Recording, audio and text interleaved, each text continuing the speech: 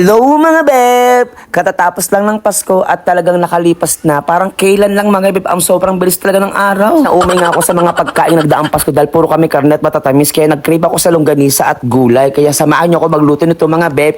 Let's go! Bumili lang ako dyan ng gulay na nakabalot na mga beb. Tumpok-tumpok ang tawag sa amin dyan dahil mas makakamura ako dyan. Saka tinatamad na rin ako maggayat-gayat ng mga gulay. Tapos niluto ko na nga itong natirang longganisa na mga beb. Kasi nakaraan pa to, napakadami na itong binili ko. Siguro nasa 700 plus. Kasi nga, gusto ko yung gantong longganisa. Kaya nakita ko sa palengke at homemade siya. Binili ko na talaga lahat mga beb. Kasi ayun ko yung sa palengke na bibili.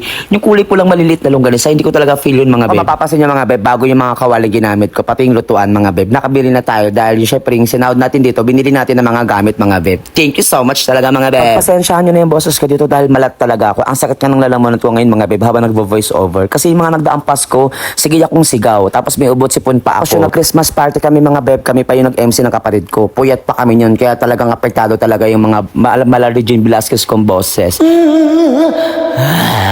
Ay, hindi. Sa pagluluto naman ng longganisa mga beb, para ka lang nagluto ng tosino. Ilalaga mo lang siya sa tubig hanggang matuyo, tapos kusa siya magmamatika. Tapos ganyan na yung magiging resulta niya mga beb. Sobrang sarap. Na para bang ako yung niluluto mo na sobrang sarap. Hindi. Pagkatapos ng maluto yung longganisa, sinunod ko na rin yung ating gulay. So dito nagsimula mo na ako mag-isa ng sibuyas at bawang. As usual, syempre, lalabasin natin yung kanyang Charot lang mga beb. Sinunod ko na nga yung ating karne dyan o yung baboy mga beb. So di palalabasin lang natin yung kanyang aroma para mas masarap siya mga beb. Pero ang sabi nga nila, mas masarap ang niluluto kung mas masarap ang nagluluto. So anong gagawin natin mga beb? Ayan, kikimbutan natin siya ng kikimbutan at magta-transform tayo as sangre.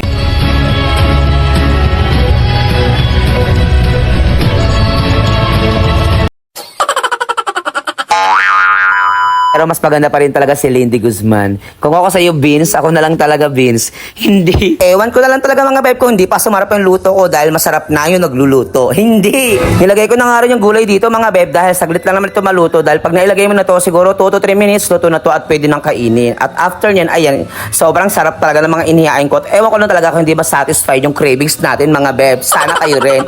At pagkatapos nyan mga beb, isinulod ko na nga yung ating mga pampalasa sa gulay na hindi sponsor, ha? Kagaya nila ng oyster sauce, ng ating Maggi Magic Sarap na sobrang sarap at ating black pepper. Ito yun lang mga bebe, takpan nyo at halu-haluin. Siguro mga ilang minuto ay luto na yun at pwede nyo na ipakain sa aso. Hindi! Aw! Aw! Aw! At saka gusto ko pala humingi ng pasensya sa mga inaano ko na hindi ko nabigyan. Kasi pasensya na kayo, sobrang busy ng nung nyo. Hayaan nyo, babawi na lang ako sa next 2026. Marami pa naman Paskong darating at magsasama-sama pa tayo ng mahaba. Lagi nyo tatandaan na mahal kayo ni Ninang kahit wala kayong pamasko. At hanggang dito na lang mga beb. I hope nag-enjoy kayong lahat at mahal ko kayo. Maraming salamat. Mwah!